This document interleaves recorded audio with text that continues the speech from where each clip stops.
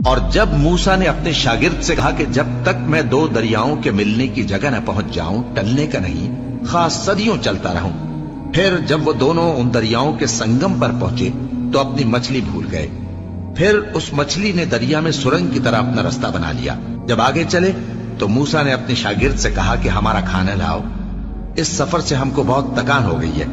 اس نے کہا کہ بھلا آپ نے دیکھا کہ جب ہم نے اس چٹان کے پاس آرام کیا تھا تو میں مچھلی وہیں بھول گیا، اور مجھے آپ سے اس کا ذکر کرنا شیطان نے بھلا دیا، اور اس مچھلی نے عجیب طرح سے دریا میں اپنا رستہ بنایا۔ موسیٰ نے کہا یہی تو وہ مقام ہے جسے ہم تلاش کرتے تھے۔ تو وہ اپنے پاؤں کے نشان دیکھتے دیکھتے لوٹ گئے۔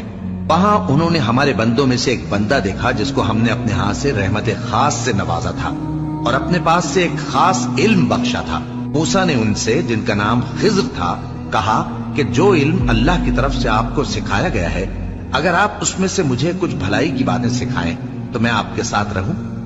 خضر نے کہا کہ تم میرے ساتھ رہ کر صبر نہیں کر سکو گے، اور جس بات کی تمہیں خبر ہی نہیں اس پر صبر کر بھی کیسے سکتے ہو؟ موسیٰ نے کہا اللہ نے چاہا تو آپ مجھے صابر پائیے گا، اور میں آپ کے ارشاد کے خلاف نہیں کروں گا۔ خضر نے کہا اگر تم میرے ساتھ رہنا چاہو تو شرط یہ ہے مجھ سے کوئی بات نہ پوچھنا جب تک میں خود اس کا ذکر تم سے نہ کروں۔ تو دونوں چل پڑے، یہاں تک کہ جب کشتی میں سوار ہوئے تو خضر نے کشتی کو پھاڑ ڈالا۔ موسیٰ نے کہا کیا آپ نے اس کو اس لیے پھاڑا ہے کہ سواروں کو غرق کر دیں؟ یہ تو آپ نے بڑی عجیب بات کی۔ خضر نے کہا کیا میں نے نہیں کہا تھا کہ تم میرے ساتھ صبر نہ کر سکو گے؟ موسیٰ نے کہا کہ جو بھول مجھ سے ہوئی اس پر مواخذہ نہ کیجیے اور میرے معاملے میں مجھ پر مشکل نہ ڈالیے۔ پھر دونوں چلے، یہاں تک کہ رستے میں ایک لڑکا ملا تو خضر نے اسے مار ڈالا۔ موسیٰ نے کہا کہ آپ نے ایک بے گناہ شخص کو ناحق بغیر قصاص کے مار ڈالا، یہ تو آپ نے بری بات کی۔ خضر نے کہا کیا میں نے نہیں کہا تھا کہ تم سے میرے ساتھ صبر نہیں ہو سکے گا؟ انہوں نے کہا کہ اگر میں اس کے بعد پھر کوئی بات پوچھوں یعنی اعتراض کروں تو مجھے اپنے ساتھ نہ رکھیے گا کہ آپ میری طرف سے عذر کے قبول کرنے میں حد کو پہنچ گئے ہیں۔ پھر دونوں چلے، یہاں تک کہ گاؤں والوں کے پاس پہنچے اور ان سے کھانا طلب کیا۔ انہوں نے ان کی ضیافت کرنے سے انکار کیا۔ پھر انہوں نے وہاں ایک دیوار دیکھی جو گرا چاہتی تھی تو خضر نے اس کو سیدھا کر دیا۔